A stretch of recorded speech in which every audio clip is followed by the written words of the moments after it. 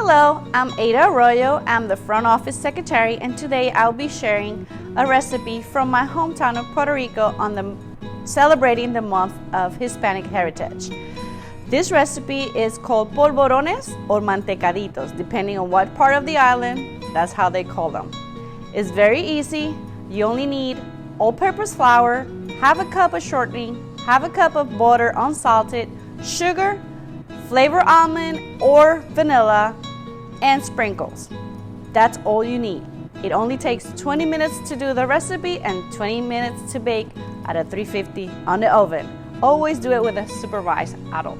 Thank you to Mr. Banier and Ms. Adair to let us use our kitchen at the West Chatham Middle School. Okay, and now let's get to it.